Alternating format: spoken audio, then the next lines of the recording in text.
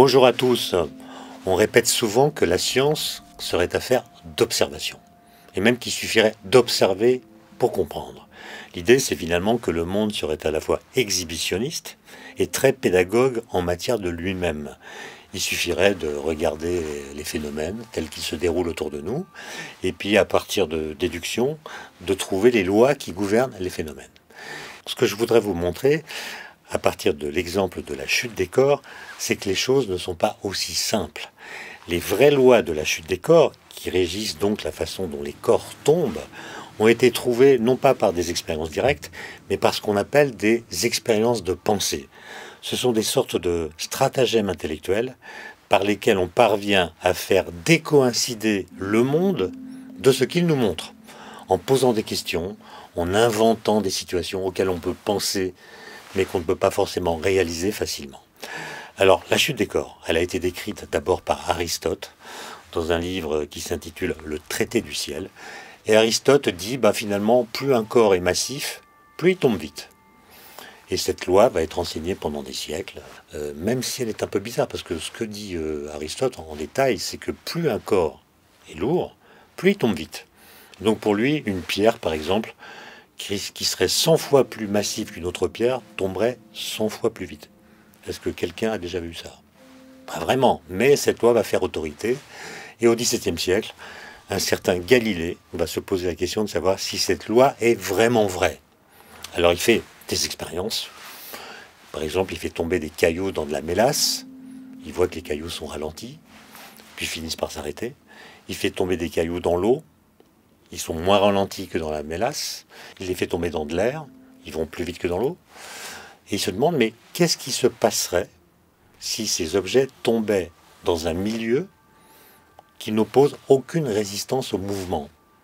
Et ce milieu, c'est le vide. À l'époque, personne ne pense que le vide existe, mais Galilée se dit, peu importe qu'il existe ou non, c'est un milieu de pensée. C'est-à-dire, c'est un milieu dans lequel je pourrais imaginer la façon dont les corps se déplacent ou bien chutent.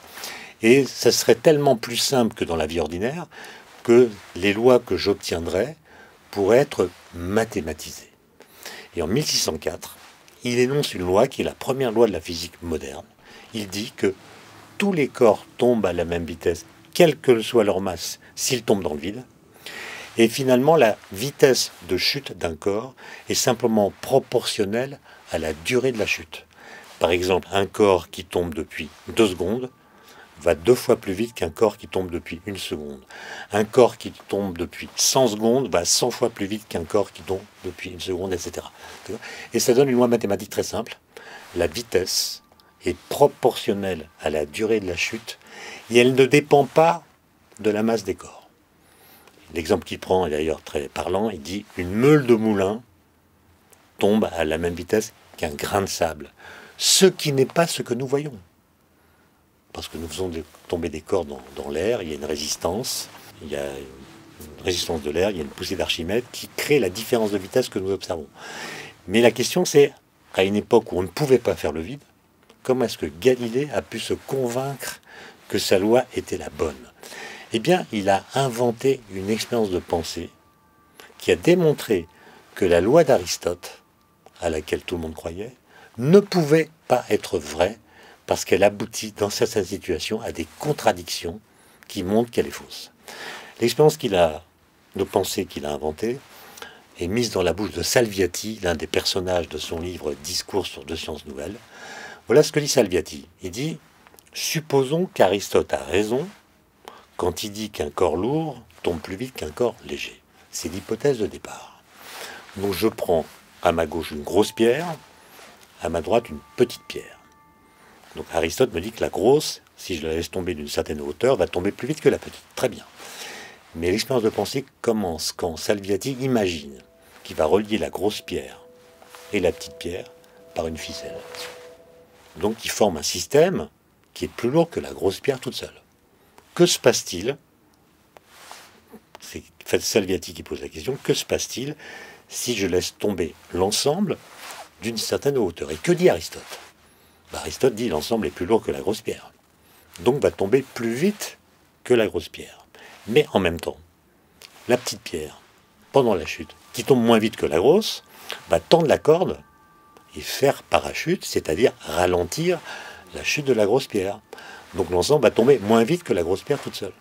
Donc la même loi d'Aristote, dans cette situation, indique que ça va tomber plus vite et que ça va tomber moins vite. Il y a donc une contradiction. Comment résoudre la contradiction? Eh bien en disant que la grosse pierre tombe exactement à la même vitesse que la petite pierre, ce qui n'est pas ce que nous voyons. Cette loi oblige à réinterpréter l'observation, puisqu'elle la contredit, en disant finalement quand on laisse tomber des cordes ailleurs que dans le vide, il y a des forces qui se manifestent en plus de la gravitation, et ce sont ces forces, et seulement elles, qui expliquent les différences de vitesse de chute que nous observons. Autrement dit, l'erreur d'Aristote a été de faire porter à la gravitation des effets qui ne viennent pas d'elle. Et ça va complètement changer la suite de l'histoire.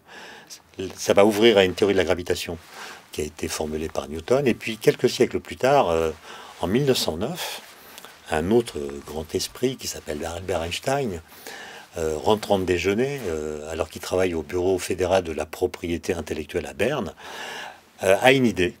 Il fait une expérience de pensée, lui aussi, dans laquelle il met en scène son propre corps. Il imagine que son corps tombe en chute libre.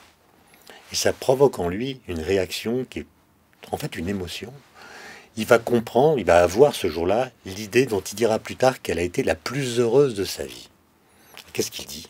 J'ai compris, dit-il, ce jour-là, qu'une personne qui tombe en chute libre ne sent pas son propre poids. Alors qu'est-ce que ça veut dire? Ça veut dire que quand je tombe, les objets qui tombent avec moi, par exemple mon stylo, si je le lâche alors que je suis en train de tomber, comme il tombe à la même vitesse que moi, c'est ce que dit Galilée, bien qu'il n'ait pas la même masse que moi, il tombe à la même vitesse que moi. Donc par rapport à moi, il ne tombe plus. Et donc je vois le stylo en impesanteur, en lévitation, comme s'il ne subissait pas la gravitation, alors que moi-même, comme lui, je la subis.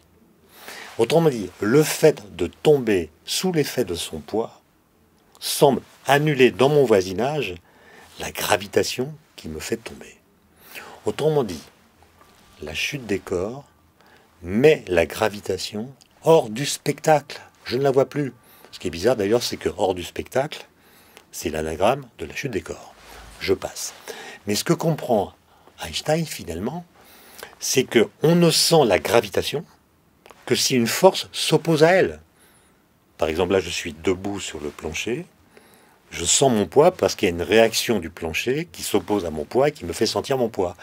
Mais si aucune force ne vient s'ajouter ou s'opposer à la gravitation, je ne sens plus la gravitation. Et Einstein va énoncer un principe qui s'appelle le principe d'équivalence. Il y a une équivalence entre l'accélération et la gravitation. L'accélération que provoque la gravitation semble annuler la gravitation. Et réciproquement, une accélération peut mimer la gravitation. Ce principe d'équivalence, qui va retravailler pendant des années, va le conduire à publier en 1915 une nouvelle théorie de la gravitation qui s'appelle la relativité générale. Et c'est une théorie qui change complètement la façon de la comprendre. La gravitation n'est plus une force qui s'exerce au travers de l'espace entre des corps massifs, les corps s'attirant les uns les autres. La gravitation devient une déformation de la géométrie de l'espace-temps. Et ça va conduire Einstein à prédire, par exemple, que même la lumière subit la gravitation. C'est-à-dire que la lumière peut être déviée par la gravitation qui déforme l'espace-temps. Elle peut être courbée par la présence d'un objet massif, par exemple le Soleil. En 1919, il y a eu une éclipse totale du Soleil dans l'hémisphère sud, et un astronome anglais qui s'appelle Arthur Eddington monte des expéditions qui vont permettre d'observer cette éclipse, et à cette occasion, de montrer qu'Einstein a raison, la lumière est bien déviée par la gravitation, bien qu'elle soit sans masse. Einstein va devenir célèbre, il va être à la une de tous les journaux dans le monde entier. À l'époque, il vit à Berlin. Ses enfants, ses deux fils, vivent à Zurich avec leur mère. Et le second de ses fils, qui a 12 ans à l'époque, écrit à son père en lui disant « Mais papa, pourquoi est-ce que tu es célèbre? Qu'est-ce que tu as fait pour être si célèbre ?» Et Einstein lui répond par lettre « Quand un scarabée aveugle marche sur une feuille, il ne se rend pas compte que la feuille est courbée. Moi, Einstein, ton père, j'ai compris la courbure de l'espace. Ce qui est extraordinaire, c'est que à l'époque où Einstein a publié sa théorie, on avait très peu de données sur l'univers. On ne savait pas que l'univers est en expansion, on ne savait pas qu'il existe d'autres galaxies que la nôtre, on ignorait d'où vient que les étoiles brillent, puisqu'on n'avait pas encore découvert les forces nucléaires qui sont responsables des processus par lesquels les étoiles émettent de la lumière, de l'énergie. Et donc, la théorie d'Einstein, qu'on utilise encore aujourd'hui quand on étudie l'univers, est une théorie qui a été découverte presque sans qu'on ait de données. C'est simplement par des expériences de pensée, par des expériences par lesquelles on imagine un monde contrefactuel. Qu'est-ce qui se passerait si que des physiciens, des génies en l'occurrence, Galilée, Newton, Einstein, ont découvert des lois qui ont permis non seulement d'être en accord avec les données, mais aussi de prédire l'existence de nouveaux phénomènes physiques qu'on n'aurait pas pu détecter si une théorie ne les avait pas annoncés. Non seulement les équations d'Einstein ont résisté à toutes les nouvelles données qui auraient pu les contredire, obtenues par des satellites ou par des télescopes, mais en plus elles ont permis de prédire l'existence d'objets qu'on n'avait jamais vus ou de phénomènes qu'on n'avait jamais observés, qu'on a fini par détecter. Par exemple, les ondes gravitationnelles, découvertes, détectées en 2016 pour la première fois, alors qu'elles avaient été prédites par Einstein dès 1916. Et puis les trous noirs, dont on a aujourd'hui des images, alors qu'elles sont prédites par les équations d'Einstein. Mais Einstein lui-même n'y croyait pas, c'est une autre histoire dont nous parlerons peut-être une autre fois.